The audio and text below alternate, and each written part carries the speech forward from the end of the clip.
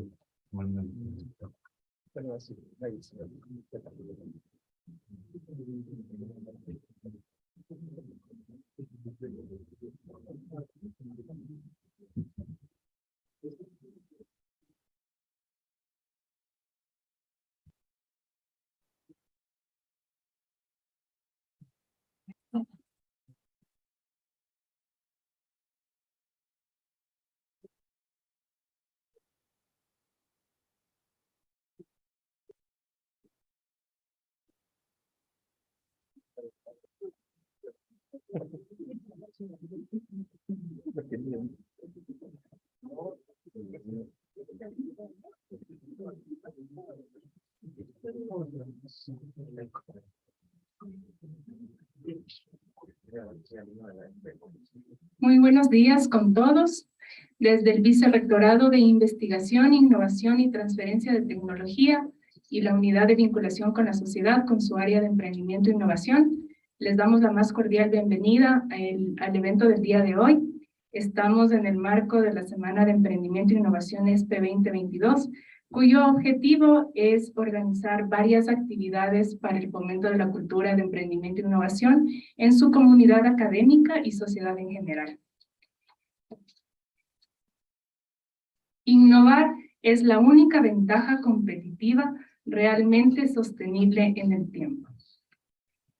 El Departamento de Ciencias, Energía y Mecánica ha organizado para el día de hoy una charla sobre sistemas de conversión de energía solar térmica con tecnología de SCO2, ciclos termodinámicos, fluidos de trabajo, fluido de almacenamiento térmico y sus aplicaciones. Le quiero dar la más cordial bienvenida al ingeniero Paul Tafur. Él es ingeniero mecánico de la Universidad de las Fuerzas Armadas ESPE, tiene una maestría en Ingeniería de la Energía, además es especialista en eficiencia energética. Es gestor de proyectos internacionales en biomasa y actualmente está presto a trabajar dentro del Doctorado Industrial de Energía Sostenible, Nuclear y Renovable en la Universidad Politécnica de Madrid. Cuenta con varios artículos publicados en revistas de prestigio internacional de cuartiles según JCR, Q1, Q2 y Q3 y pertenece a varios grupos de investigación. Sin más, quiero darle la bienvenida al ingeniero Paul, quien nos va a dar la charla del día de hoy. Muchas gracias.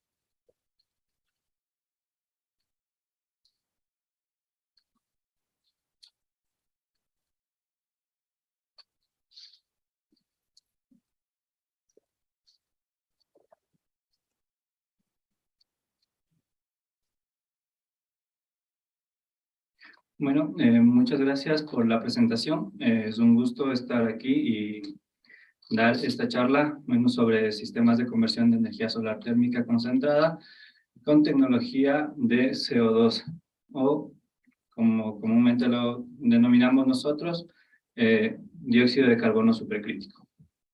Yo pertenezco al grupo de investigaciones termoenergéticas de la Universidad Politécnica de Madrid y también al grupo de modelización de sistemas termoenergéticos. Bueno, el esquema de la presentación, vamos a empezar primeramente con lo que es un contexto mundial. Vamos a seguir con la configuración de ciclos de potencia. Vamos a hablar algo de los fluidos de trabajo. Vamos a topar un poquito el tema de almacenamiento térmico. Y en la aplicación he preparado una propuesta de almacenamiento para excedentes de energía eléctrica. ¿Sí? Dentro del contexto mundial, lo que nosotros vemos aquí es un mapa en donde conocemos que el 51% de la energía total consumida se debe al calentamiento del agua, la calefacción, la refrigeración y los procesos industriales. De esto, solo el 10% viene de las energías renovables. ¿Qué representa esto? Es decir, que en el mundo hay en operación 480 gigawatts térmicos, lo que corresponde a que se tienen instalados sistemas de concentración solar para climatización con un área de 686 millones de metros cuadrados, lo que representa un ahorro de 43 millones de toneladas de petróleo y que incurre en dejar de emitir 138 toneladas de CO2. Esto según el Global Status Report del REN del 2021. También la agenda de los objetivos del desarrollo sostenible para el año 2030, pues incentiva el aumento considerable de energías renovables en el conjunto de fuentes energéticas. Y la Unión Europea también tiene sus reglamentos en el cual en el año 2020 nosotros tenemos un 20% de energías renovables, con un 20% de reducción de emisiones y un 20% de reciclaje. Y para el año 2030 lo que pretenden con las nuevas políticas es aumentar el uso de energías renovables entre el 27 y el 35%, reducir la emisión de CO2 a la atmósfera en un 40% y también aumentar el reciclaje en un 27%.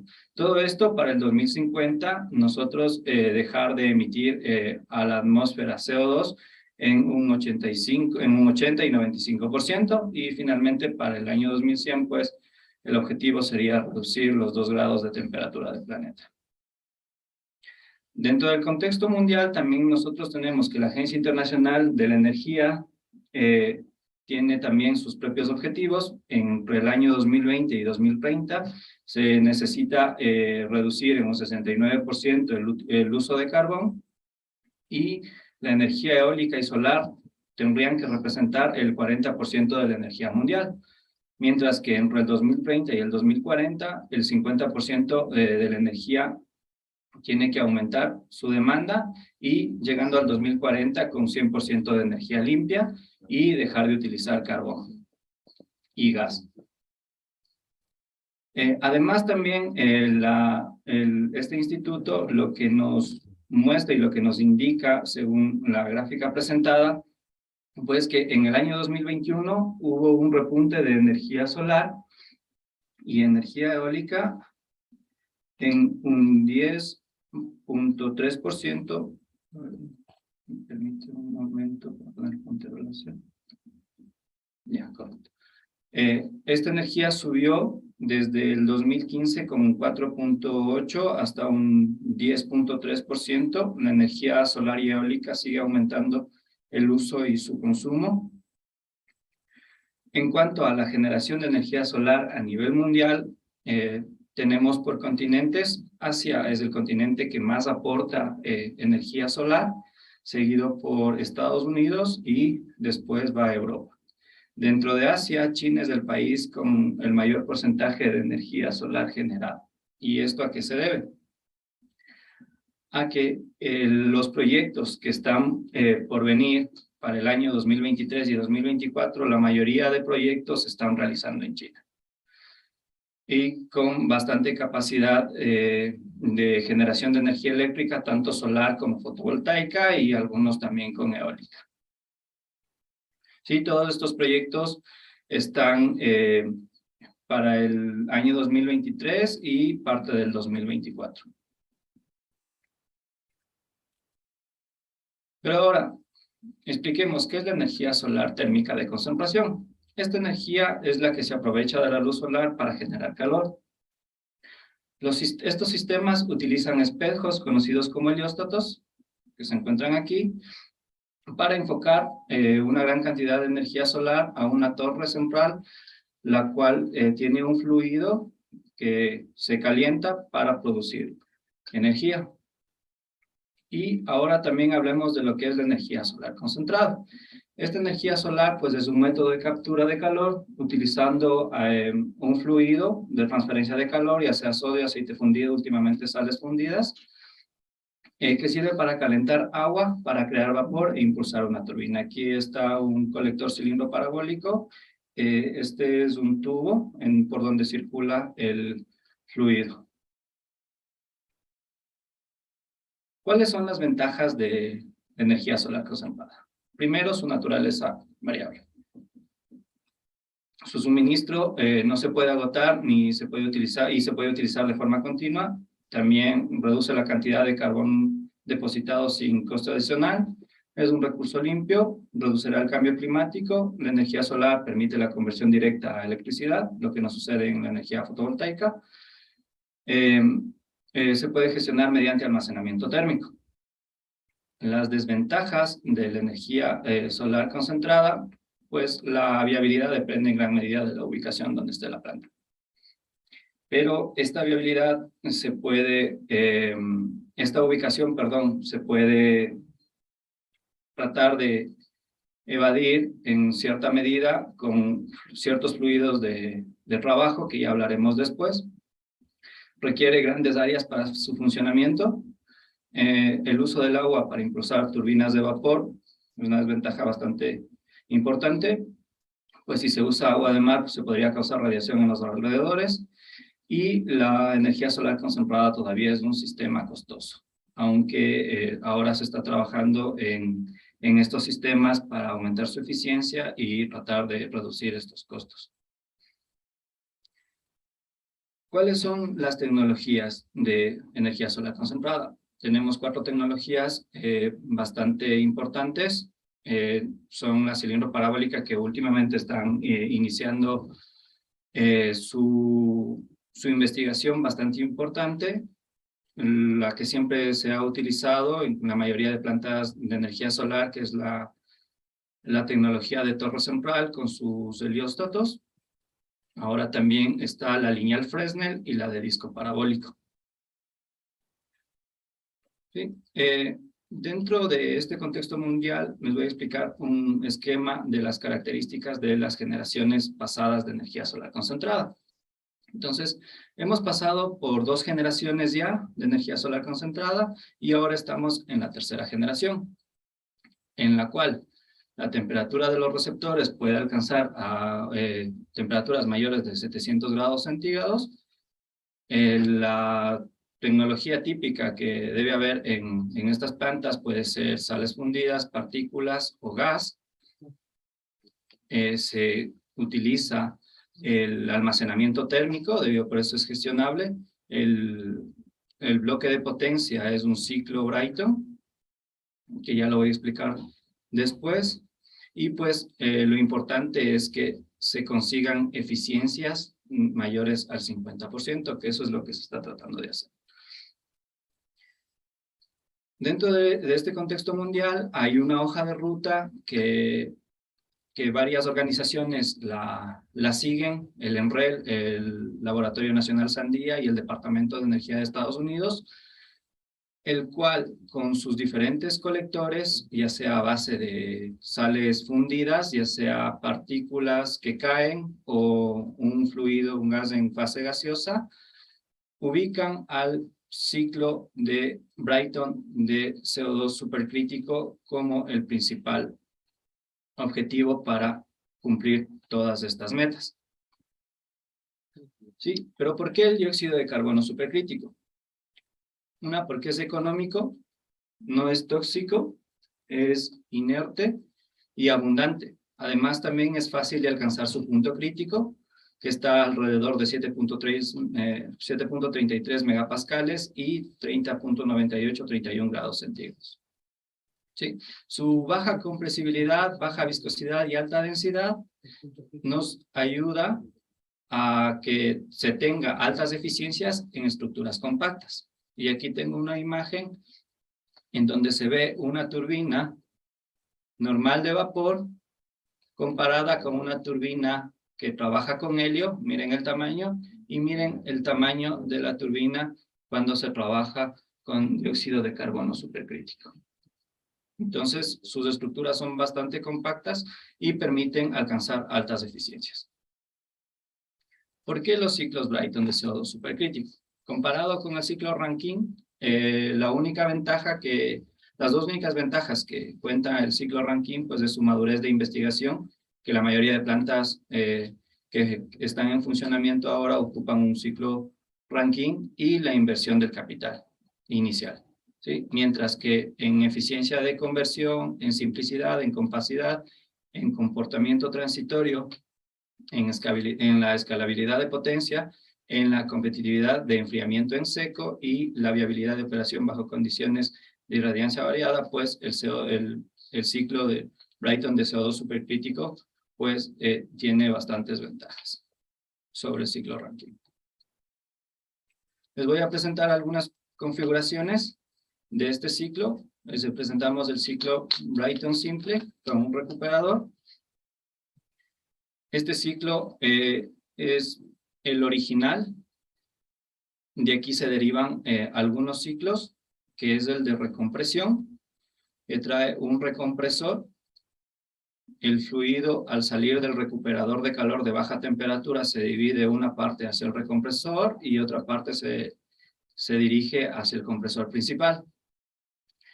Hay que tener en cuenta aquí en este ciclo ya se tienen dos recuperadores de calor. Ya les voy a explicar el por qué. Hay un recuperador de calor de baja temperatura y un recuperador de calor de alta temperatura. El tercer ciclo es un ciclo de enfriamiento intermedio en el compresor principal. Es similar al anterior. Aquí lo que tenemos es un preenfriador antes de un compresor y igual otro preenfriador antes del compresor principal. Y finalmente, otro ciclo bastante estudiado y de bastante relevancia es el ciclo de recompresión con enfriamiento parcial. La diferencia con el ciclo anterior es que este ciclo, primero, después de salir el fluido del recuperador de calor de baja temperatura, pasa por un preenfriador, pasa por un precompresor, y aquí el fluido se divide hacia el recompresor y la otra parte se divide al compresor principal. Sí, en cuanto a eficiencia térmica, tengo una gráfica de resultados de lo que hemos estado realizando en el grupo de modelación de sistemas termoenergéticos. Es la comparación de la gráfica de las eficiencias en función de la temperatura de entrada al compresor para las tres configuraciones. Como podemos observar, la configuración que tiene interenfriamiento o enfriamiento en el compresor principal, pues la que obtiene mayor eficiencia, seguida por el ciclo de recompresión y finalmente el ciclo de enfriamiento parcial. Hay que destacar que cuando se aumenta la temperatura de entrada al compresor, pues si aumentamos la temperatura, si seguimos aumentando esta temperatura, pues el ciclo de enfriamiento parcial tendrá mejor eficiencia que el ciclo de recompresión. Si nosotros comparamos esta eficiencia, mientras aumentamos la temperatura de entrada a la turbina, pues nosotros tenemos que los tres ciclos aumentan su eficiencia, igual el ciclo de enfriamiento intermedio en el compresor principal, pues tiene la mayor eficiencia, seguido por el ciclo de recompresión y finalmente por el ciclo de enfriamiento parcial. ¿Sí? Entonces, para cada ciclo de potencia existen requerimientos de diseño. Y se parte de un diseño existente, el cual es el ciclo original, que es el ciclo Brayton simple, pero lo que tiene es demasiado calor residual que se desperdicia y también tiene una baja eficiencia. Para eso, nosotros añadimos la regeneración y con eso obtenemos un ciclo regenerativo simple. Sin embargo, este ciclo, la eficiencia está limitada por el problema del pinch point en el recuperador. El pinch point es la diferencia de temperaturas entre el fluido frío y el fluido caliente dentro del recuperador de calor. Actualmente estos valores de pinch point deben estar por encima de los 10 grados centígrados para que se pueda diseñar sin ningún problema. Entonces, el requerimiento de estos ciclos de aquí es una alta eficiencia. Entonces, hay que tratar de ver qué se puede hacer y cómo se puede configurar el ciclo. Entonces, lo que hacemos nosotros es, para solucionar este problema del pinch point, utilizamos recuperadores de alta y de baja temperatura, como les indiqué en el ciclo, en una diapositiva anterior. El ciclo de recompresión ya tiene un recuperador de alta y baja temperatura, lo que permite solucionar el problema del pinch point en los recuperadores. ¿Qué hace este ciclo? Pues incrementa la presión de la corriente de baja presión y además reduce la relación de flujo másico en la corriente de alta presión. Y el requerimiento, en este caso, pues es un gran trabajo específico, ¿sí? Entonces, de esto se derivan dos ciclos, el ciclo de recompresión y el ciclo de precompresión, y además un ciclo de división, un ciclo de expansión dividida, ¿sí? Y ahora, si nosotros queremos reducir aún más el trabajo de compresión para obtener una mejor eficiencia, lo que nosotros hacemos es una compresión multietapa con interenfriamiento, que son los dos últimos ciclos que les había explicado. El uno, el ciclo de enfriamiento parcial, que es un ciclo de recompresión con preenfriamiento, y el otro es un ciclo de recompresión con interenfriamiento en el compresor principal o ciclo de interenfriamiento. Y estos ciclos, el requerimiento que tienen es una amplia diferencia de temperaturas. ¿Sí? Entonces ahora pasemos a lo que es el fluido de trabajo. Principalmente el CO2 supercrítico es un fluido de trabajo que está ampliamente aceptado por la comunidad científica. Brinda resultados de gran relevancia en sistemas de energía solar concentrada, como lo expuse. Pueden alcanzar eficiencias termodinámicas por encima del 50%. Su rápida variación en las propiedades cerca del punto crítico lo hace bastante relevante. Se reduce el consumo de energía en el compresor, dependiendo de qué configuración de ciclo estemos utilizando. Además, el agua a temperatura ambiente se puede utilizar tranquilamente como refrigerante. Tiene mayor potencial que el helio en ciclos Brayton y también tiene mayor potencial que los ciclos de vapor sobrecalentado en términos de eficiencia. ¿Sí? Aquí les voy a presentar unos resultados obtenidos en el grupo de investigaciones. Estos resultados se analizan en base a optimización en función de dos escenarios. El uno es maximizar la eficiencia y el otro es minimizar el coste total. Entonces, como les había explicado, a medida que nosotros aumentamos la temperatura ambiente o la temperatura de entrada al compresor, estos ciclos descienden su eficiencia. En este caso, nosotros aquí analizamos lo que es un ciclo simple, un ciclo de recompresión y un ciclo de enfriamiento parcial, y cada uno con sus debidos recalentamientos. Para que se entienda mejor este escenario, vamos a presentar este gráfico, que es en base a la temperatura de entrada de la turbina, pues la cual, cuando nosotros maximizamos la eficiencia, pues tenemos costes más altos, mientras que si nosotros minimizamos el coste, que es lo que ahora se está tratando de hacer, pues tenemos menos coste, y estos gráficos de aquí se basan en cuanto si es viable o no viable, o desde qué temperatura deja de ser viable una u otra configuración. Por ejemplo, si nosotros estamos en una temperatura de 800 grados centígrados de temperatura de entrada a la turbina, pues el coste sería el mismo que tener un ciclo simple. Las liñitas de azul son el ciclo simple, las liñitas de naranja son el ciclo de recompresión. Entonces, aquí yo prefiero tener un ciclo simple, no un ciclo de recompresión, porque el coste es el mismo.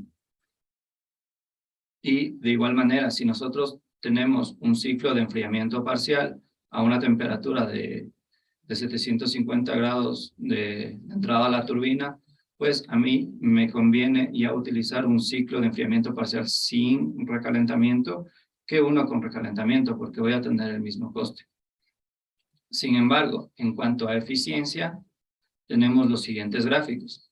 Si nosotros minimizamos el coste por kilowatt construido, pues lo que nosotros tenemos es que, por ejemplo, a partir de 850 grados de entrada, de temperatura de entrada a la turbina, pues nosotros ya no necesitaríamos tener un ciclo de recompresión, porque al minimizar el coste, nosotros lo que tenemos es un ciclo simple. Entonces, a partir de estas temperaturas, lo que a nosotros nos conviene, mejor es tener un ciclo simple y no un ciclo de recompresión.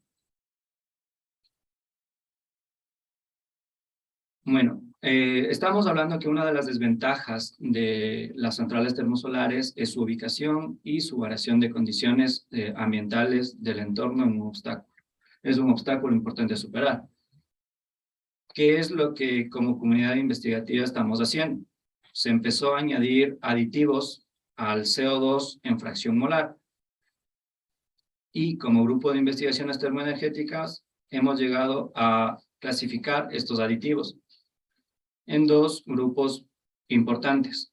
Aditivos que ayudan a aumentar la temperatura crítica, lo cual nos ayudaría a reubicar el punto crítico, y aditivos que ayudan a disminuir esta temperatura crítica. Bien, entonces, los aditivos que ayudan a aumentar la temperatura crítica se utilizarán en su mayoría para centrales termosolares, mientras que los aditivos que ayudan a disminuir la temperatura crítica, pues se los dará para aplicaciones a bordo, energía nuclear y otras aplicaciones criogénicas. De estos fluidos también se tiene resultados en lo que se está trabajando ahora. Tenemos tanto la eficiencia térmica en función de la temperatura de entrada del compresor y la eficiencia térmica en función de la temperatura de entrada de la turbina. Para dos diferentes mezclas, una compuesta con sulfuro de carbonilo y la otra con sulfuro de hidrógeno, ¿sí? Para tres diferentes configuraciones. La configuración de recompresión, la de recompresión con enfriamiento intermedio en el compresor principal y la de enfriamiento parcial. ¿Sí? En este caso, como lo había explicado antes, la configuración de recompresión con enfriamiento intermedio en el compresor principal es la que tiene mayor eficiencia. Miren, con la mezcla se consigue mayor eficiencia, casi el 55%. Y aquí hay un dato importante. Las mezclas o los fluidos de trabajo se comportan diferente en cada configuración. Por ejemplo, en la configuración de recompresión con enfriamiento intermedio en el compresor principal, la mezcla con sulfuro de hidrógeno es la que mayor eficiencia obtiene, y también en el ciclo de enfriamiento parcial. Sin embargo, la mezcla con COS, con sulfuro de carbonilo, es la que obtiene mejor eficiencia en el ciclo de recompresión. ¿Sí?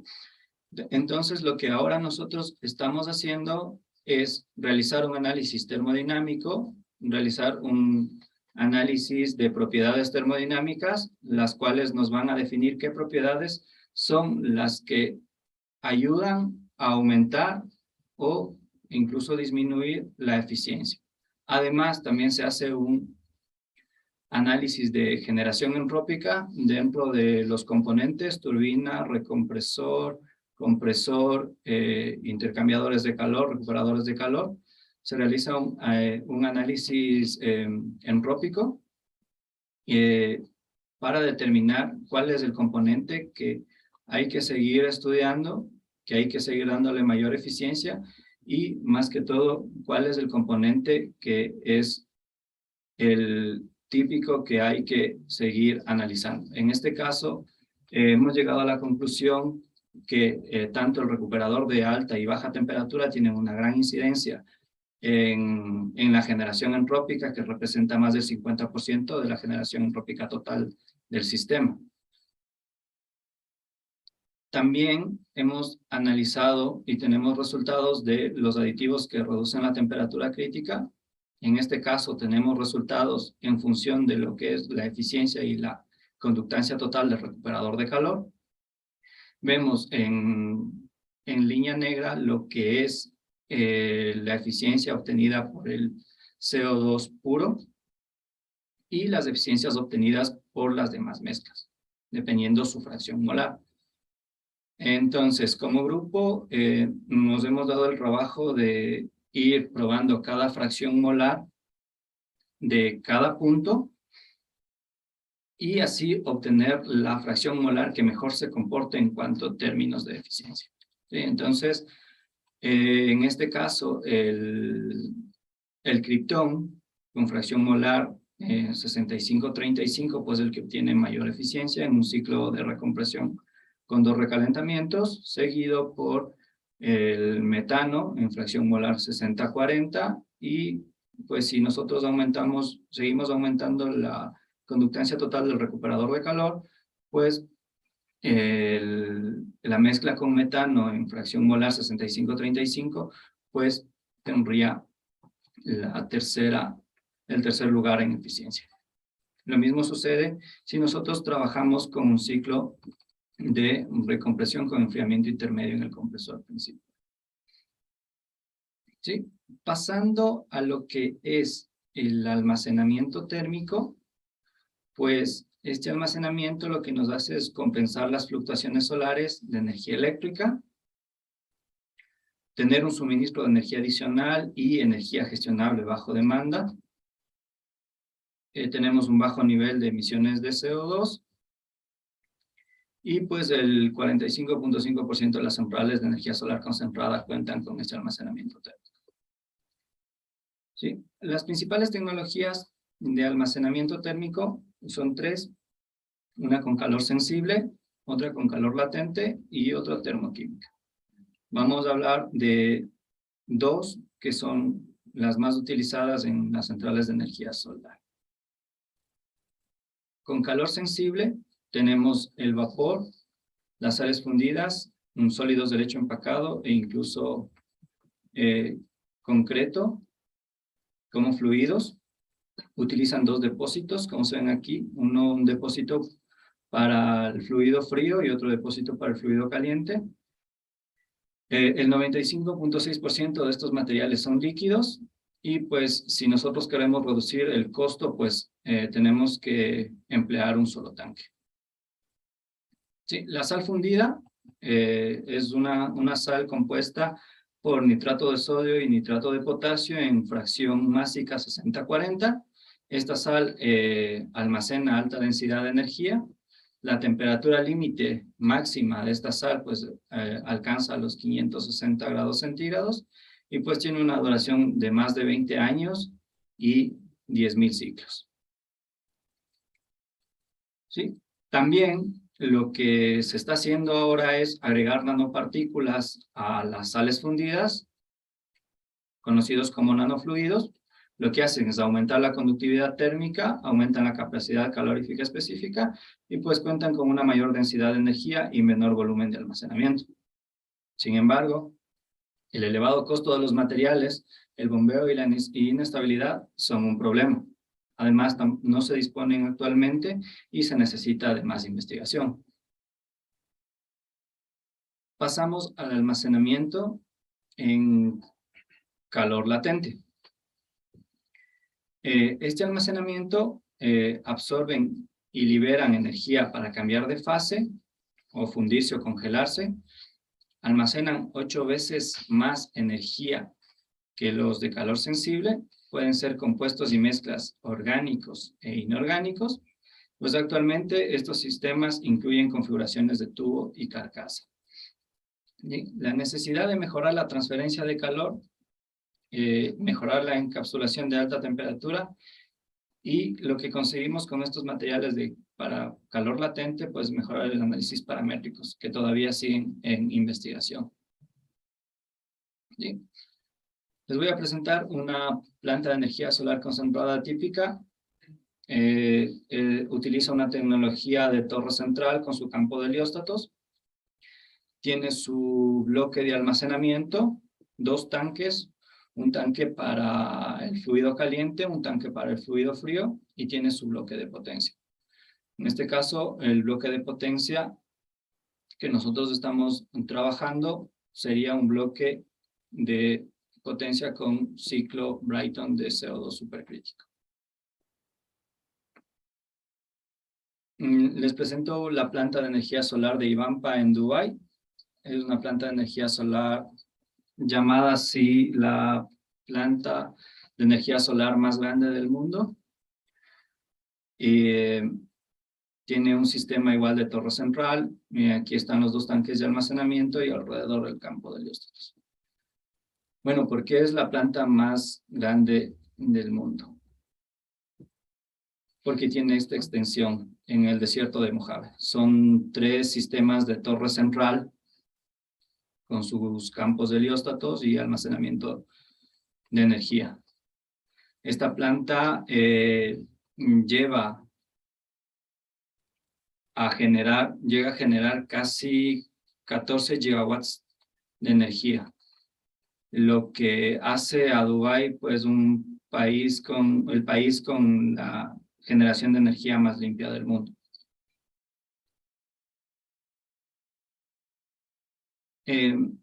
Pasando al sistema de almacenamiento de energía térmica por bombeo, que es la aplicación que les voy a comentar y que les voy a explicar en esta parte de la innovación, pues este almacenamiento de energía térmica por bombeo es un tipo de energía que absorbe excedentes de energía eléctrica de la red y transforma en energía térmica mediante una bomba de calor. ¿Sí? Esta energía térmica se almacena y posteriormente se utiliza para alimentar un motor, lo cual produce electricidad.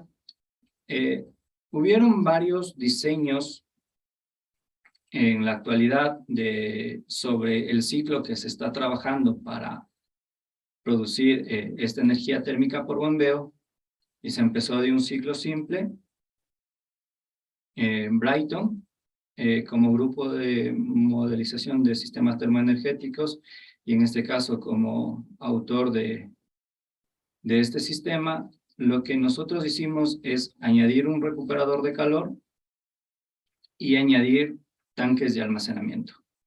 Son 4 tanques de almacenamiento, 2 tanques de almacenamiento con sales fundidas, 2 tanques de almacenamiento para agua presurizada, lo que nos permite mejorar la eficiencia.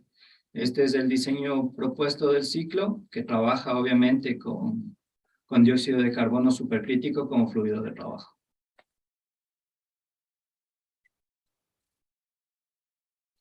¿Qué valores hemos obtenido hasta el momento?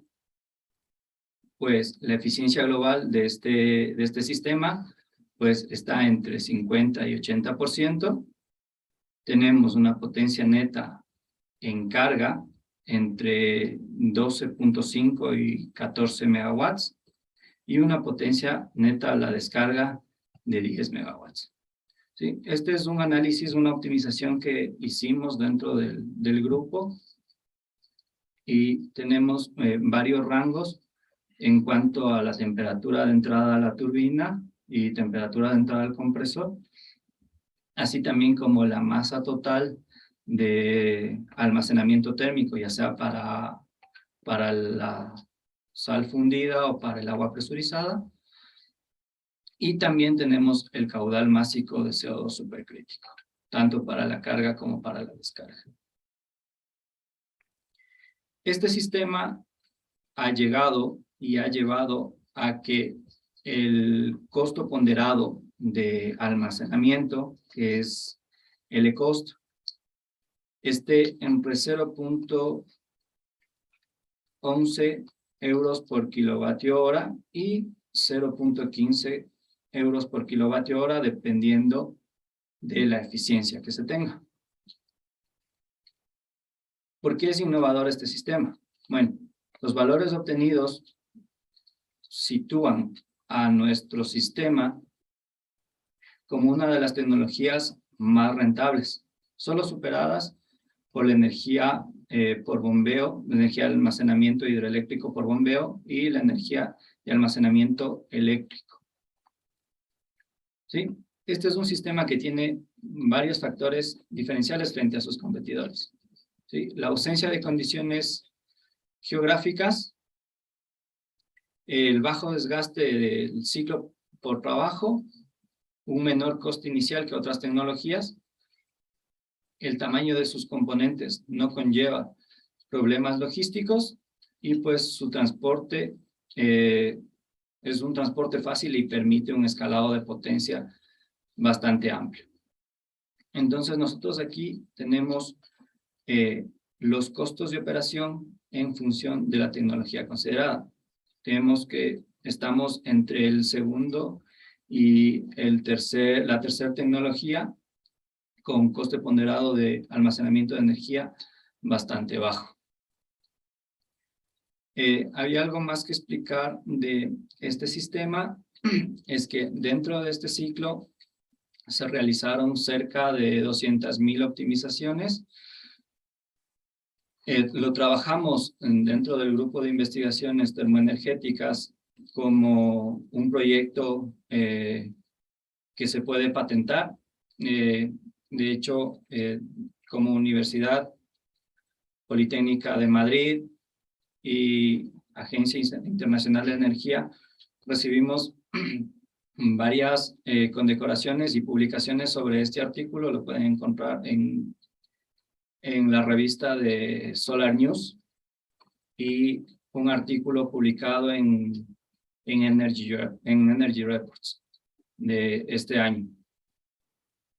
En esta parte, el trabajo termodinámico es bastante arduo. El análisis tanto del ciclo como de los fluidos es bastante interesante.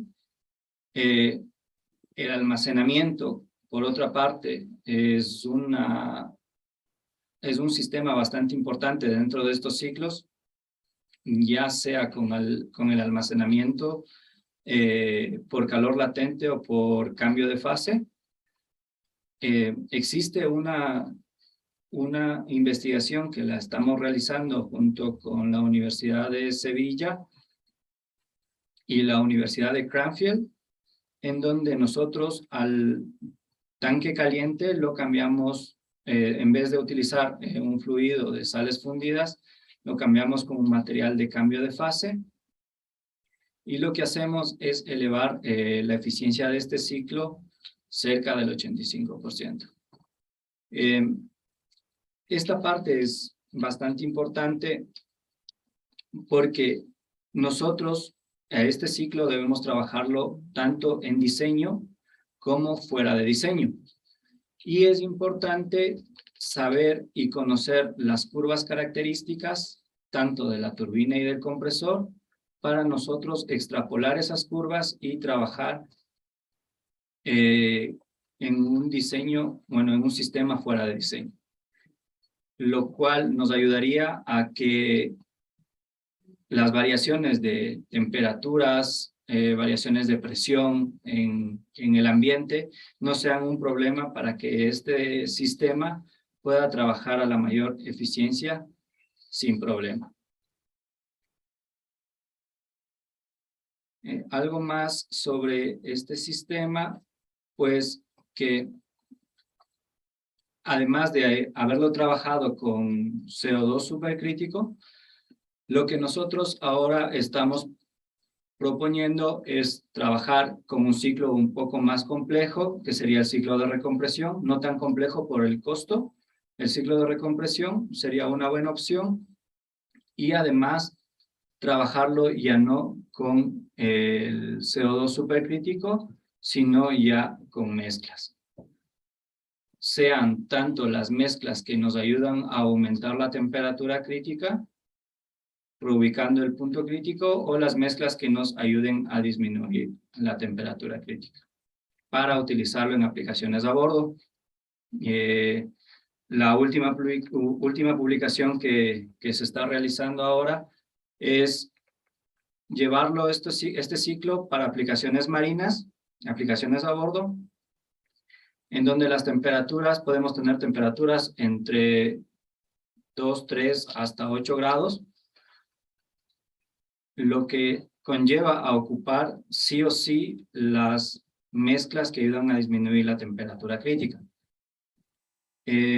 En este caso, cuando nosotros ocupamos el CO2 supercrítico como fluido de trabajo, la eficiencia que obtenemos cuando la temperatura es bastante baja, pues igual la eficiencia es también bastante baja, por lo que nos vemos en la obligación de ocupar ciertas mezclas que ayuden a reubicar el punto crítico, con lo cual obtener una mejor eficiencia y darle igual la mayor rentabilidad a este sistema para equipos a bordo.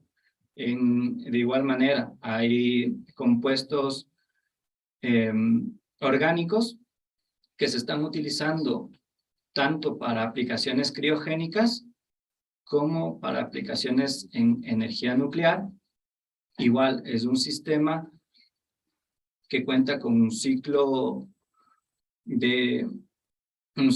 simple con recuperador, que es el diseño que nosotros hemos propuesto, y pues ayuda bastante a obtener una mejor eficiencia con el CO2 puro, pero lo que nosotros tratamos de hacer es, a partir de las mezclas, seguir investigando las distintas mezclas que se tienen para reducir la temperatura crítica, con lo cual nosotros podríamos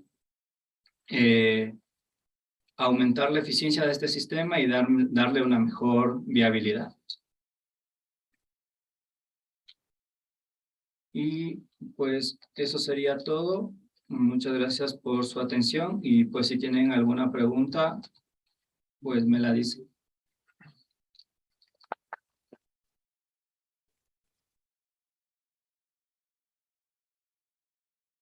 Ya tengo una pregunta. Tal vez aquí en el Ecuador tenemos espacios donde se están aplicando ya estos tipos de sistemas. El sistema de energía solar concentrada, aún no. La energía solar fotovoltaica, hay una empresa con la que estamos conversando que se llama Gran Solar, que está ubicada en Cumbaya. Tiene 2 plantas de sistemas de energía solar. Uno creo que es en Cumbaya mismo, y el otro que conozco que he visitado es en Salinas de Ibarra. Tienen ahí una planta bastante grande en una parroquia que se llama Tumbaviro, que es por Urcuquí, y se está trabajando con el almacenamiento térmico. Lo que trata de hacer esta empresa es ir ubicando plantas pequeñas dentro del país para inyectar energía eléctrica, y de hecho ahorita está inyectando y está vendiendo energía eléctrica a la red del país. Sí. ¿Qué tal, Paul? Primero te felicito por tu trabajo. Sé que es muy difícil llegar a tener resultados para publicar. En cuanto al trabajo que han estado haciendo, entiendo que debes haber entonces trabajado con modelaciones numéricas, según lo que mencionaste. Quería saber cómo validaron los resultados que obtuvieron en las simulaciones numéricas. Bueno, pues la validación se hace a través del software Thermoflex, que es el software que las plantas de energía solar concentrada utilizan para realizar todo, y de hecho el Departamento de Energía de Estados Unidos utiliza, el NREL también. Algunas propiedades de los fluidos son obtenidas del REPRO, y bueno, tanto ANSYS como ES, Epsilon también son varios softwares que te permiten hacer algunas validaciones. Como grupo de investigaciones termoenergéticas tenemos nuestro propio software también, que se lo creó en el 2017-2018, que se llama Planta de Energía Solar Concentrada, el cual nos permite hacer varias de estas simulaciones en poco tiempo, y nosotros lo que hacemos es simular y ocupar Thermoflex para validar todos nuestros datos. Entonces, la validación se hace de esa manera. Software. Sí. Sí. La pregunta era porque no sé si tienen alguna experiencia en algo ya físico, o sea, que si con un banco de pruebas. El banco de pruebas de la universidad todavía está en construcción. ¿Sí? Lo que tuve el placer de conocer fue cuando asistí al Congreso del Solar Passes en Albuquerque.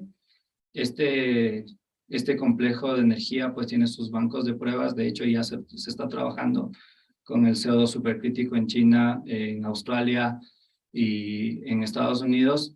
Pues estos bancos de pruebas son bastante innovadores y igual trabajan bajo ciertos softwares todavía de diseño para poder obtener los datos. Y en este caso, lo más importante que nos mencionaban cuando estuve presente ahí es obtener las curvas características tanto de turbinas y compresores para cuando estos sistemas trabajen fuera de diseño, pues sea más fácil poder extrapolar o interpolar todo esto y que todo el sistema en conjunto del bloque de potencia, como el sistema de almacenamiento de energía térmica y el sistema de energía solar concentrada, trabajen a una eficiencia bastante alta. Gracias por usted. Una segunda duda, si nos puede ayudar. Un poquito me gustaría saber, los resultados que ustedes obtuvieron decían que estaban como un poco aislados de las condiciones ambientales en las que trabajaron. O sea, que no dependen mucho. Entonces, quería saber más o menos o cómo nos podrían explicar sobre todo la parte de el aislamiento de los tanques. O sea, cómo incide en el aislamiento de los tanques para poder mantener las condiciones de las que ustedes hicieron la simulación. Los tanques de almacenamiento de energía térmica. Sí, sobre todo en el diagrama de tu sistema había 4 tanques. Vale. Entonces, ¿cómo lograron controlar que no incidan las condiciones ambientales? Ya. A ver, la simulación de este sistema se realizó tanto en nuestro software como en EES, obteniendo los mismos resultados. La parte de los tanques de almacenamiento todavía sigue en investigación. Nosotros dimos de hecho unos rangos en los que se podría trabajar.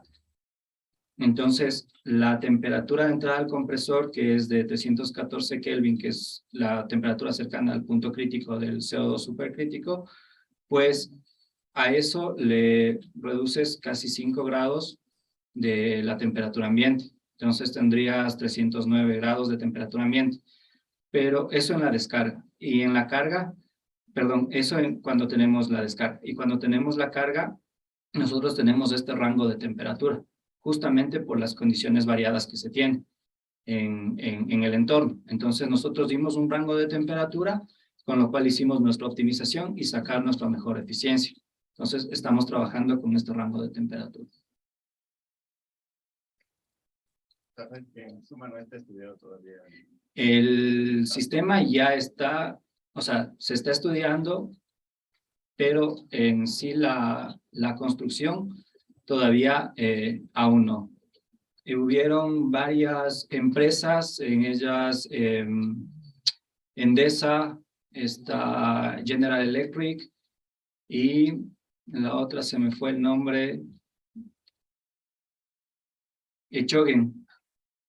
Estas empresas están ya con el prototipo de este sistema de almacenamiento por bombeo, porque están viendo la viabilidad que tiene debido a la alta eficiencia que posee, pues acoplarlo a los sistemas de climatización de las viviendas y del sector industrial y residencial. Bueno, de hecho estamos en una competencia con Echogen porque ocuparon nuestro sistema, nuestro diseño propuesto y lo cambiaron. Las sales fundidas, hicieron un solo tanque, cambiaron sales fundidas por materiales de cambio de fase y presentaron un artículo similar a lo que nosotros hicimos hace un momento. Gracias. Ok. Sí. Hola, por Michael, primero felicitándote por tu trabajo. Nosotros es un honor tenerte aquí. Bueno, mi pregunta más va enfocada al rendimiento. No sé, ¿cuál es el rendimiento después de una larga secuencia de ciclos? Porque como el mayor competidor, que son las baterías químicas, disminuye. Entonces, eso quisiera saber cuál es. Sí, de hecho también este sistema, cuando hicimos cuando lo planteamos, teníamos igualmente la duda que tú tienes, cuántos ciclos puede soportar con esa misma eficiencia, con ese mismo rendimiento, pues, y la conclusión a la que llegamos es pues que este sistema con los ciclos de trabajo que tú estés realizando, pues no va a cambiar el rendimiento, y por eso es un sistema bastante eficiente. Ok, me alegra mucho. Tenía otra duda, Bien. más enfocada en la primera pregunta, que como sabemos en el país la energía solar más se va enfocada ahorita al calentamiento de piscinas. Entonces, no sé si este sistema se pueda privatizar como para hacerlo en una casa o puede hacer a gran escala como para vender al Estado, como tú dijiste. Sí, claro, el beneficio de este sistema que se ha construido, pues es eso, la escalabilidad de potencia. Entonces, podemos hacerlo tan pequeño como para nosotros tratar de, como dices, calentar o ser residencial, o tan grande para ser industrial, o tan grande como para controlar toda una planta de energía solar. Sí, muchísimas gracias. Sí. Buenos días, ante todo, felicidades por la exposición. Argumentando la pregunta de mi compañero también, acaba de mencionar que se puede hacer a gran escala tanto para crear una central a base de energía solar. El problema en este caso sería, bueno, la pregunta más que nada es que aparte de la gran inversión económica que se hace en todo el tipo de materia que se emplea para la construcción de este tipo de energía renovable, también el otro gran problema es el espacio que se utiliza para eso, porque como nos mostré en el ejemplo en Dubái, que mencionó, para esa industria se ve claramente que tiene una inmensidad, una gran cantidad de espacio. Entonces, no sé qué tan factible sería implementar un tipo de, una industria dedicada a esto en el país. Pues, a ver, el país cuenta con una red de generación de energía a base de energía hidráulica, ¿no? Hidroeléctricas, perdón. Esta energía todavía sigue siendo bastante, tiene mucho menos costo que la energía solar e incluso la energía fotovoltaica todavía. Entonces, para países que cuentan con este tipo de energías, pues este sistema sería inviable por los costos que se llevarían a cabo. Mientras que en países que no tienen centrales hidroeléctricas, pues este sistema sería bastante viable. Sí. Una consulta. La mayor parte de la energía solar que se ocupa en el mundo utiliza un ciclo Rankine, de que usted nos comentó. Pero de que trabaja con un ciclo Brayton. ¿Qué tan fácil es migrar de un ciclo Brayton a un ciclo Rankine en caso de querer repotenciar una central? O sea, la migración solo tendría un costo porque tienes que cambiar todo el sistema. ¿O podríamos hacernos un ciclo combinado? Se trabaja ahora con ciclos combinados. O sea, la mayoría de plantas de energía solar trabajan con ciclos combinados, de hecho. Entonces, lo que sí habría que cambiar son los materiales, porque en el uno estás utilizando un tipo de fluido, pues ya acá utilizas un fluido supercrítico. Y que incluso la parte de los materiales está también bastante avanzada. De hecho, General Electric ya presentó su primera turbina y su primer compresor para CO2, para un fluido supercrítico. En este caso, para CO2 supercrítico, sí. Gracias. Gracias. Mi pregunta va más enfocada hacia los materiales que se tienen en el fluido de la torre que nos mencionabas. En este caso, las optimizaciones que se realizaron, como bien se mencionó, van más enfocadas directamente solo con este material. ¿Sería las sales o...? Sí, bueno, de hecho, principalmente por el estudio y la investigación que se ha hecho ampliamente, las sales fundidas también es un fluido que se ha ocupado ya normalmente dentro de estos sistemas. También ahora se está ocupando lo que es las partículas, son partículas que caen. Este también es un fluido que, aparte de brindar una gran transferencia de calor, también ayuda un poco al almacenamiento dentro de esta torre. Y también se están ocupando nanofluidos. Sí. En base al mantenimiento de todo ese sistema, ¿qué tan factible sería lo que es de la construcción y con relación al mantenimiento de todo el sistema. Pues a ver, el mantenimiento, como toda máquina, pues se necesita realizar cada cierto tiempo. Hay una hoja de ruta y una guía que se tiene, pues el mantenimiento es bastante costoso, sobre todo en la parte de los espejos que hay que limpiarles para que puedan tener y irradiar emitir toda, perdón, la energía solar irradiada hacia la torre central. Sí. Incluso, de hecho, se están estudiando diferentes tipos de receptores. Este tipo de receptor, bueno, hay receptor de cavidad, receptor cúbico y triangular. Estos receptores también tienen su eficiencia y también tienen la mayor capacidad de tratar de atrapar toda la irradiancia solar que vienen reflejada de los helióstatos, como también tratar de mejorar la eficiencia del paso del fluido aquí para calentarse. ¿Sí? Hola, Pablo, buen día. ¿Qué tiempo de vida útil tienen estas plantas de energía solar concentrada aproximadamente? Pues la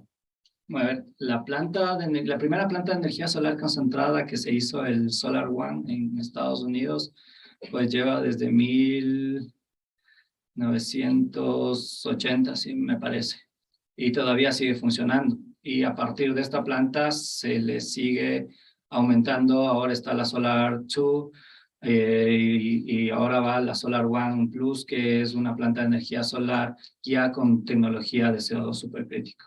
Entonces, pues la vida útil pues depende igual también del mantenimiento que tengan. Y incluso el cambio de estos helióstatos y el cambio de fluido, pues depende también bastante de eso.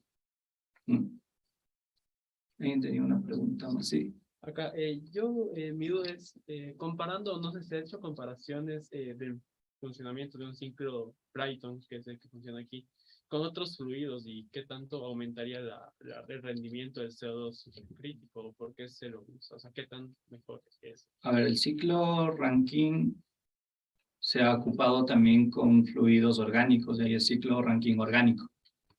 Sin embargo, este tampoco alcanza las eficiencias que se esperan tras las políticas de energía que se están implementando a nivel mundial. Entonces, aparte de ocupar un ciclo orgánico que produce emisiones de CO2 al ambiente, pues la eficiencia no es superada del 50%, incluso el 55%. Y lo que se trata de hacer con el ciclo Brighton y con el CO2, pues es superar el 50% de eficiencia térmica y tratar de reducir la contaminación ambiental y la emisión de CO2 al ambiente.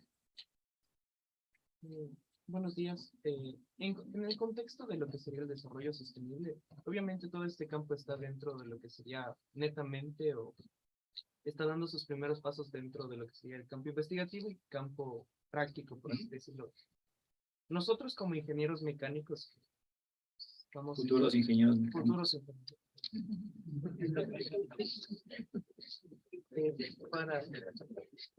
Para involucrarnos dentro de este campo, netamente tendríamos que buscar una preparación, por así decirlo, en energías, o podemos tratar de enfocarnos por otro tipo de rutas que nos permitan. A ver, y yo tengo varios compañeros de investigación. Una de ellas es Rosa del Pilar. Ella es física, tiene un doctorado en física y, bueno, su doctorado específicamente es en energía solar y en plantas termosolares. Entonces, hay un ingeniero químico y por la parte del análisis termoquímico de las propiedades de los fluidos, y también hay un ingeniero ambiental. Entonces, no necesariamente tienes que enfocarte a una área o a una carrera para entrar dentro de este sistema, porque pues tiene bastantes componentes, lo que hace es que varias carreras o varias titulaciones pues estén incluidas dentro de él. Obviamente como ingeniero mecánico, el área de energías en este caso es bastante importante. El área de fluidos, termodinámica, el análisis de ciclos que se ven termoaplicada, transferencia de calor, es bastante importante y pues se utiliza mucho las ecuaciones que ustedes ven en esas asignaturas. ¿Sí? ¿Alguna otra pregunta? No. Paul, A ver, una última. Yo manejo la parte comunicacional Ujú. y está aquí por eso, pero a nivel comunicacional suena mucho más la parte del desarrollo de energía nuclear y sobre todo por las grandes inversiones que se están haciendo. En este caso, una de las más grandes de Bill Gates, Ujú. que dejó la compañía Microsoft para dedicarse, entre otras cosas, al desarrollo de energía nuclear. Entre este tipo de energía y la energía nuclear, ¿cuál estaría más avanzada? ¿Cuál tiene mayor proyección a crecimiento? ¿Cuál es más fuerte? Y entiendo que en relación a los ODS, este sería mucho más limpia, sería mejor. Sí, a ver, la energía solar concentrada, pues Este sistema por las políticas, la energía sí, nuclear. versus la energía nuclear, pues sí está más avanzado. Sí está más avanzado. En cuanto a lo que es energía nuclear, de lo que ahora nosotros conocemos, se está trabajando en las centrales de cuarta generación con estos ciclos, con ciclos Brayton de CO2 supercrítico. Entonces, bueno, como sabemos, en Europa la energía nuclear es la que regula la generación de energía a nivel regional. Y de ahí se ocupa la energía térmica solar, la energía fotovoltaica, energía eólica para cubrir los picos de demanda que existen. Entonces, la energía nuclear es una base fundamental a nivel europeo, es una base fundamental de generación. Entonces, la energía nuclear genera siempre la misma cantidad de energía. Estas plantas, lo que ahora, por los problemas de la guerra, lo que se está haciendo es tratar de ver la seguridad que tienen. Obviamente, si es que sucede algo y una de estas plantas explota por cualquier situación, pues sería un desastre mundial. Entonces, a niveles de seguridad, ese sería un inconveniente bastante importante. Pero entiendo que a nivel de seguridad Estados Unidos sería como Claro, el enemigo de todos, sí, claro. el más peligroso, Ajá. sí. Y bueno, parte también Rusia y China. Muchas gracias.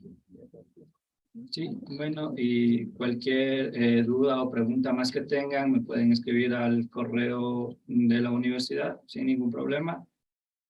Y igual, cualquier situación en cuanto al grupo de investigaciones termoenergéticas, que pues ahora nosotros contamos con un presupuesto bastante amplio para investigaciones y investigadores jóvenes.